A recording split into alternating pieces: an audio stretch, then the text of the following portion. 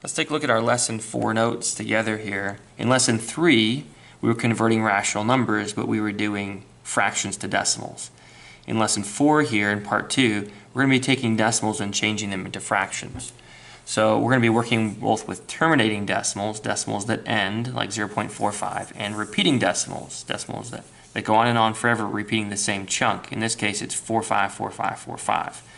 The steps are similar, but they are different. So we're going to go through each one of these. Let's start with terminating decimals. First of all, we're going to, on step number 1, we're going to make the numbers after the decimal the numerator. So the numbers after the decimal here are 4, 5. Go ahead and give yourself a fraction bar there to show that that's the numerator. And let's copy that down for step number 2. Step number 2 is find the place value of the last digit in the decimal number and make that the denominator. So if you know anything about place value after the decimal, the first one here is the tenths place, and after that's the hundredths. If there was another number, that'd be the thousandths, and so on, 10 thousandths, 100 thousandths. But the last place value we have in this number is the hundredths. So that means our denominator will be 100.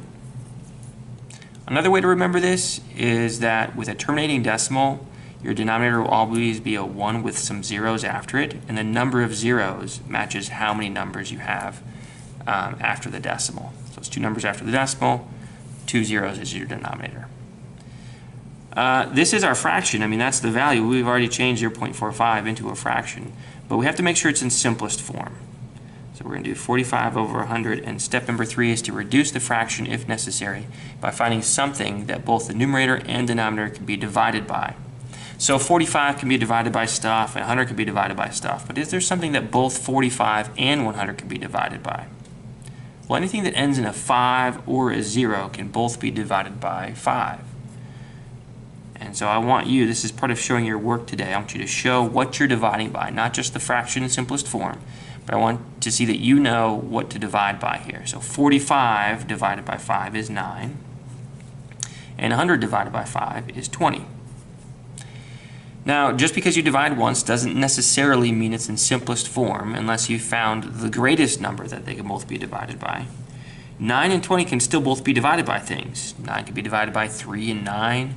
20 can be divided by 2 and 4 and 5 and 10 and 20. But there isn't anything that both 9 and 20 can be divided by. So if you can't divide them both by the same thing, it's simplest form. So 0.45 as a fraction in its simplest form is 9/20ths, or 9 over 20. So let's go ahead and do the repeating decimal. This one's very close in value to 0.45, but it's 0.45 repeating, so it is a slightly different fraction here. Step number 1 is the same. Make the numbers after the decimal the numerator. And what that means really is just the part that repeats. So we're not going to write all these 4 5s. We're just going to take one repeating chunk and write that as the numerator.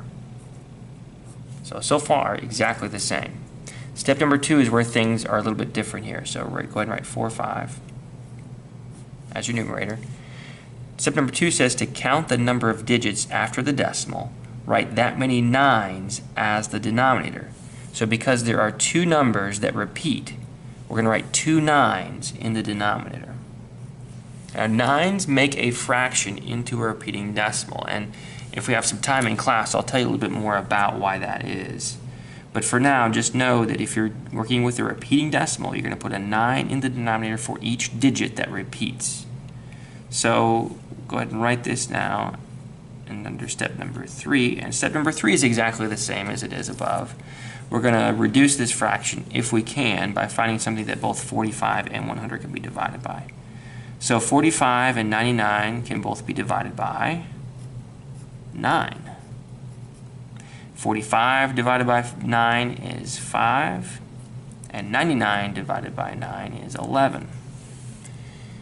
And 5 and 11 are both prime numbers. They can't be divided by anything but themselves. So if that happens, you know that you've got your simplest form there. Now you might have started by dividing 45 and 99 both by 3 instead of 9. If you did that, you'd have to divide again. So just make sure that your number, your fraction, doesn't end up being something that you can divide again, because sometimes you don't get it in simplest form the first time you divide. Let's go ahead and do a little bit of work with this, do some practice problems. For the first one here, we're going to start with one that's pretty simple here. It is 0.5. Now you guys probably already know the fraction form for 0.5, but we're still going to go through the steps of changing this into a fraction using the steps that we learned today. So first step is to take the numbers after the decimal and write that as the numerator. So write 5. And the denominator, because this is a terminating decimal, the denominator is going to be the place value of the last digit there. And there's only one digit, it's in the 10th place, so our denominator is 10. Now we think about if there's something that both 5 and 10 can be divided by, and there is. 5 and 10 can both be divided by 5. 5 divided by 5 is 1, and 10 divided by 5 is 2. And there isn't anything else that both 1 and 2 can be divided by, so we're going to go ahead and circle that. That's our final answer right there. Number 2 is 0.04. So this is a terminating decimal. Once again, we're going to take the numbers that come after the decimal and write that as the numerator. We won't need to write the 0 in front of the 4 though as the numerator. Just the 4 is fine. But it is important for us to note what place value this is for our denominator. This is the tenths, this is the hundredths place.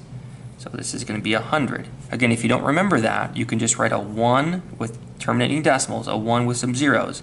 There's 2 numbers after the decimal, so 2 zeros. So this is 4 over 100. So we're trying to think about something that both 4 and 100 can be divided by. For this one, I'm going to go ahead and pick something that maybe came to your mind right away, but isn't going to get us in simplest form right away. 4 and 100 can both be divided by 2, so you might have thought of that. Any numbers that are both even can always be divided by 2. So that would give us 4 divided by 2 is 2, and 100 divided by 2 is 50. But you'll notice that both 2 and 50 are even numbers again, so they can both be divided by 2 again. So 2 can be divided by 2, and 50 can be divided by 2. So then we end up with 2 divided by 2 is 1, and 50 divided by 2 is 25. And then if you got a 1 up top, of course, that can't be divided by anything to give you anything less than 1. So that's going to be your simplest form now. Now to get simplest form right off the bat, we could have divided both of those numbers by 4 right off the bat. 4 divided by 4 would have given us 1, and 100 divided by 4 would have given us 25. So just know if you don't pick the largest number that can both be divided by, you can still get simplest form. Just make sure you you check to see if they can both be divided by something again before you decide that you're done. Number 3 is negative 2.4, and the 4 repeats. Well, the first thing we want to do is make sure that we don't forget about our whole number here. So go ahead and write negative 2 as your whole number. Whatever comes after the decimal, the repeating part, is your numerator. And then for repeating decimals, remember that we're going to write a 9 in the denominator for each digit that repeats. So there's only one digit that repeats here, so 1, 9 in our denominator.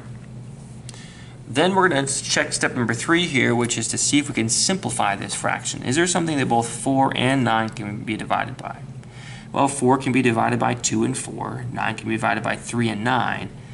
But there isn't something that both 4 and 9 can be divided by. So that's it. That's our simplest form. There's nothing to divide here. Sometimes that happens and your fraction's already in simplest form.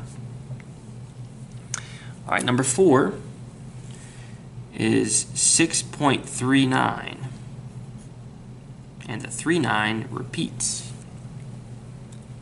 So again, we don't want to forget about our whole number here, so let's go ahead and write that, and then we'll change what comes after the decimal into our fraction. So we'll take whatever comes after the decimal, whether it's terminating or repeating. Whatever comes after the decimal is your numerator, so it doesn't matter for that part.